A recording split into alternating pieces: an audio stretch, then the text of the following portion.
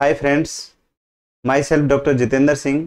आज मैं अपने इस मेडिकल पाठशाला चैनल पर blood supply of the heart पर वेरी शॉर्ट वीडियो जो कि अपने ईसीजी से रिलेवेंट है उस पर एक शॉर्ट वीडियो बना रहा हूं दोस्तों, जो कि आपको बहुत ही हेल्पफुल होगा जब अपन एमआई पढ़ेंगे उस टाइम भी। और कौन सी आर्टरी कौन से एरिया को सप्लाई करती है थोड़ा आइडिया होना चाहिए दोस्तों इसके बारे में। तो अपन टॉपिक स्टार्ट करते हैं। ये अपना हार्ट है, हार्ट की इमेज है। मेनली आर्टरीज को दिखाने के लिए मैंने इसको डाला है।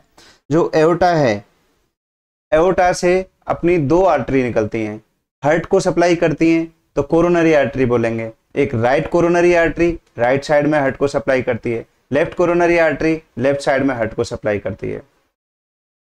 राइट कोरोनरी आर्टरी, ये वाली जो आर्टरी है ये राइट कोरोनरी आर्टरी है, ये right side of the heart को सप्लाई करती है। प्लस जो हमारे ईसीजी से रिलेवेंट है, जो हमें ईसीजी में मेनली पढ़ना है, मैं अभी वही बताऊंगा। एनाटॉमी के हिसाब से blood supply of the heart एक अलग वीडियो में रिकॉर्ड करूंगा। अभी अपन ईसीजी के हिसाब से ये वीडियो रिकॉर्ड कर रहे हैं कि ईसीजी में कौन सी आर्टरी देख के बस सिंपली कौन सी लीड में अगर वो है तो उसको अपन पहचान पाए। जो हमें अभी याद रखना है, ये राइट कोरोनरी आर्टरी है, ये अपने inferior surface of the heart को भी सप्लाई करती है। तो अगर इंफीरियर वाल एमआई होगा तो राइट कोरोनरी आर्टरी अफेक्ट होगी, ये तुमको याद रखना। दूसरा, ये लेफ्ट कोरोनरी आर्टरी है। जैसे ही लेफ्ट कोरोनरी आर्टरी निकलती है उसके बाद तुरंत ही ये दो ब्रांच में, मेजर ब्रांच में डिवाइड हो जाती है। एक को अपन बोलते हैं, एक ऐसे टर्न करके पीछे चली जाती है, टर्न कर रही है इसलिए इसको सर्कमफ्लेक्स आर्टरी बोलते हैं। सर्कमफ्लेक्स आर्टरी किसकी ब्रांच है? लेफ्ट कोरोनरी आर्टरी की। एक इसका जो कंटिन्यूएशन समझ लो, या जो नीचे डिसेंड करती है, इसको अपन बोलते हैं लेफ्ट एंटीरियर डिसेंडिंग आर्टरी, जो लाडा बोलते हैं, वो ये होती है। तो लेफ्ट कोरोनरी आर्टरी की दो ब्रांच हैं। लेफ्ट एंटीरियर डिसेंडिंग आर्टरी जो कि इंटरवेंट्रिकुलर सेप्टम में आगे की तरफ नीचे रन करती है, तो ये एंटीरियर सरफेस और थोड़ा बहुत लेटरल सरफेस और सेप्टम को सप्लाई करती है। Circumflex artery lateral wall of the heart को या लेफ्ट वेंट्रिकल को सप्लाई करती है। और देखते हैं थोड़ा नेक्स्ट डायग्राम। जब कभी इन आर्टरी में ब्लॉक हो जाता है, जैसे कि इस डायग्राम में दिखाया हुआ है, ये जो लेफ्ट एंटीरियर डिसेंडिंग आर्टरी है, यहाँ पे प्लाक बना हुआ है, ये इसमें और क्लियरली विजुअलाइज किया हुआ है।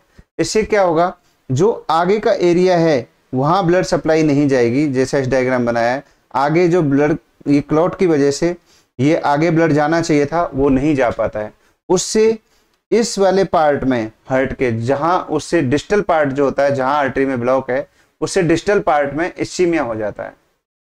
इस इस्चीमिया की वजह से हार्ट की वॉल डैमेज हो जाती है, परमानेंटली डैमेज हो जाती है। अगर टाइमली इंटरवेंशन ना किया जाए तो पेशेंट का डेथ हो जाता है। इसको अपन मायोकार्डियल इन्फेक्शन बोलते हैं।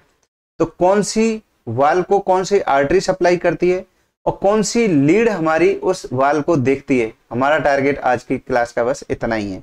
तो ये आपको समझ में आ गया। अभी मैंने ये लिखा हुआ है, हार्ट की जो ब्लड सप्लाई है,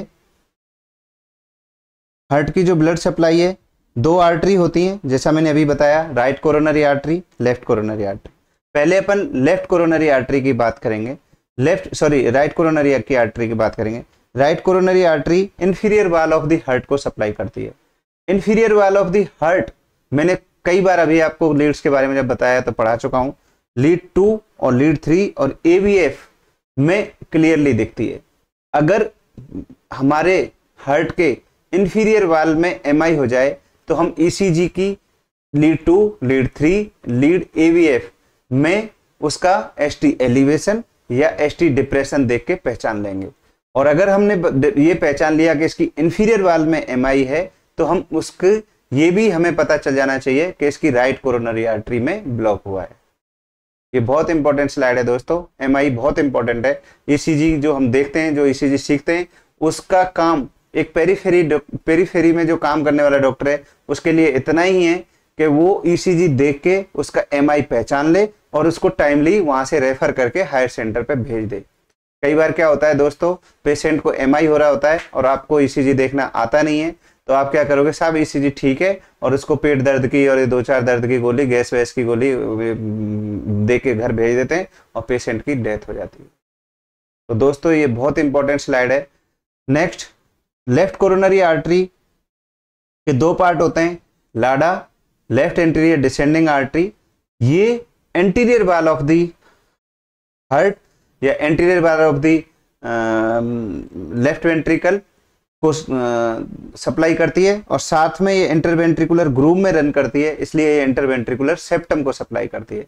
और मैं अभी आपको थोड़ी देर पिछले वीडियो में मैंने बहुत ही डिटेल में बताया है, लीड V1 और लीड V2 में ये जो सेप्टम है ये बहुत क्लियरली विजुअलाइज होता है।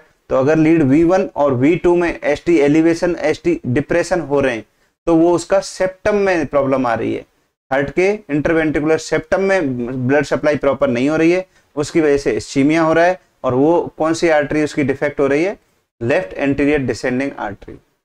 ऐसे ही दोस्तों सर्कमफ्लेक्स आर्टरी मैंने बताया कौन सी वाल को सप्लाई करती है, लेटरल वाल को सप्लाई करती है।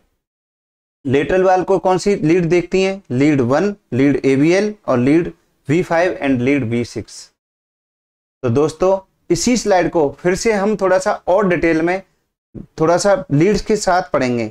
अभी केवल अपन ने ब्लड सप्लाई पढ़ी, अब हम इसको थोड़ा लीड के साथ पढ़ेंगे। तो नेक्स्ट स्लाइड ये है दोस्तों, ये बहुत इंपॉर्टेंट स्लाइड है, ये समझ लो पूरे ECG की समरी है ये। तो लीड्स 2 तरह की लीड्स होती हैं। राइट साइड की लीड तुमको पता है, राइट साइड की लीड AVR तो होती ही होती है, साथ में लीड 2 और लीड 3 होती है। AVR जो है राइट साइड में लगाते हैं, राइट हैंड पे लगाते हैं, इसलिए राइट साइड के हार्ट को विजुअलाइज करती है, इसलिए इसको राइट साइड की लीड बोलते हैं। लेकिन लीड 2, लीड 3 और AVR मिलके ये तीनों inferior wall of the heart को मतलब inferior wall of the heart को ये देखती हैं, विजुअलाइज करती हैं। और इंफीरियर वॉल अभी मैंने बताया कौन सी आर्टरी से सप्लाई होता है, राइट कोरोनरी आर्टरी से। अब अपन बात करें लेफ्ट साइड की लीड कौन सी होती है, AVL और लीड 1, ये lateral side of lateral wall of the heart को देखती हैं। इसके साथ अगर बात करें V5 और V6 भी lateral side of the heart को विजुअलाइज करती है। और मैंने अभी बता दिया आपको circumflex artery lateral wall of the heart को सप्लाई करती है। अब बची कौन सी, एंटीरियर वॉल और सेप्टम। एंटीरियर वॉल और सेप्टम को लाडा सप्लाई करती है, left anterior descending artery supply करती है, कोरोनरी लेफ्ट कोरोनरी आर्टरी की ब्रांच है। इसमें भी कौन सी लीड देखती है, ये थोड़ा सा और बहुत ही स्पेसिफिक, इससे ज्यादा स्पेसिफिक किसी बुक में आपको मिलेगा नहीं। V1 और V2 मेनली इंटरवेंट्रिकुलर सेप्टम को देखते हैं। उसमें भी अगर V1 की बात करें तो V1 posterior side, posterior aspect of the septum को देखते हैं और साथ में राइट वेंट्रिकल को विजुअलाइज करती है। V2 जो है सेप्टम को विजुअलाइज करती है, लेकिन सेप्टम के एंटीरियर वाले पार्ट को विजुअलाइज करती है। नेक्स्ट V3 और V4 anterior wall of the heart या लेफ्ट वेंट्रिकल को देखती हैं। दोस्तों बहुत ही इंपॉर्टेंट स्लाइड है ये, इसको आप बार बार देखना है और इसका स्क्रीनशॉट लेके रखना है, जिससे आप जब भी ECG देखो तो ECG देख के ही कौन सी वॉल इन्वॉल्व हुई है, कौन सी आर्टरी इन्वॉल्व हुई है, सब कुछ इसको देख के बता सकते हो दोस्तों।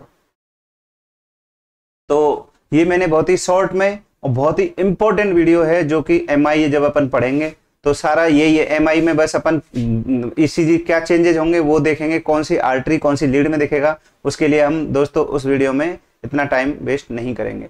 थैंक यू दोस्तों। अगर आपको मेरा ये वीडियो पसंद आ रहे हैं तो मेरा जो चैनल है इसको सब्सक्राइब करें, लाइक करें और शेयर करें। Thank you.